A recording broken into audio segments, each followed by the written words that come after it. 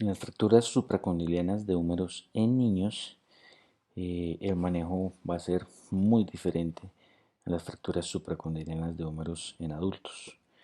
El mecanismo frecuente es la hiperextensión del brazo por caídas de su propia altura, donde colocan la muñequita y les gana el peso del cuerpo. Generalmente que se caen del columpio, se caen del pasamanos y tiene este tipo de fractura. Es muy frecuente o la mayor incidencia entre los 3 y los 10 añitos. Para este tipo de fracturas entonces está la clasificación de Gartland. La clasificación original de Gartland está dividida en 3 tipos y ahí está la Gartland modificada que incluye ese cuarto tipo. Entonces la tipo 1 hace referencia a una fractura sin desvío. En la vida real, en la radiografía, se va a ver la señal del reloj de arena íntegra y se va a ver una sombra en la cortical posterior o en la cortical anterior que corresponde al hematoma que se forma.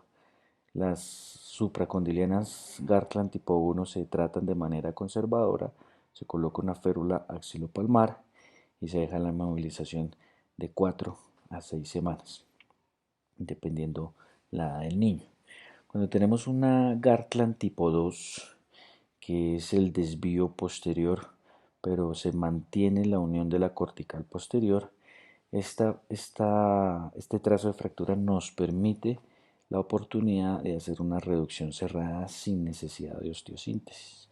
No siempre aplica. Hay veces que se puede hacer la reducción cerrada y se coloca la férula, como hay veces que la reducción no es adecuada o no es estable y se debe fijar.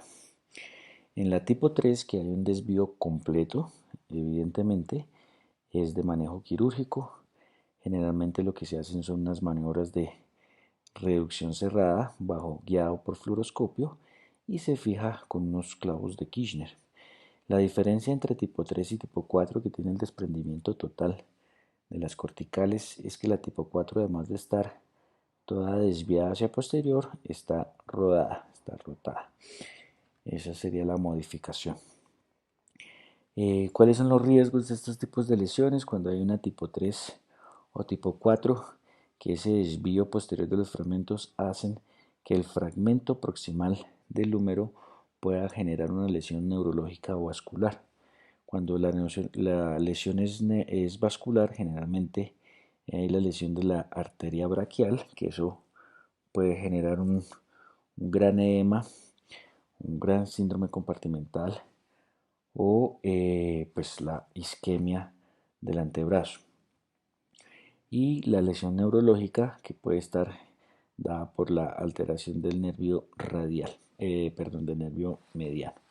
Entonces acá vamos el nervio mediano, acá vamos el nervio cubital y aquí el nervio radial, que el radial pues después va a dar su ramo para el interóseo. La manera de fijar estas fracturas es hacer una reducción cerrada. En general es la tendencia, lo ideal.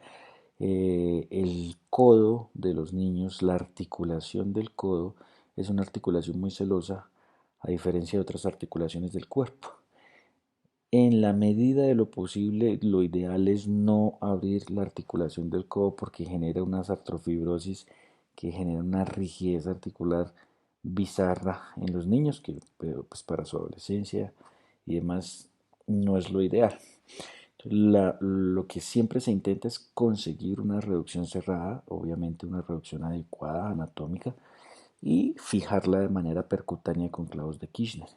Hay una técnica que es, en mi opinión, más estable, que es colocar los clavos de manera cruzada, pero al colocar los clavos de manera cruzada siempre se empieza por el cóndilo lateral, se fija que va a estabilizarnos y posteriormente fijar el cóndilo medial. Hay que tener un cierto grado de técnica porque el riesgo de hacer esta fijación cruzada es la lesión del nervio ulnar con la fijación medial del cóndilo, ya que muy cerca acá pasa el nervio ulnar. Es cuestión de técnica para evitar este tipo de lesión. Hay otras escuelas que indican que se debe realizar la fijación, la fijación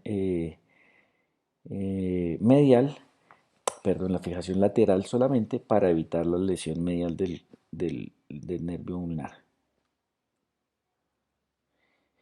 Estas serían las secuelas de los pacientes que quedan con reducciones inadecuadas o muchas veces con artrofibrosis, la pérdida del ángulo del codo.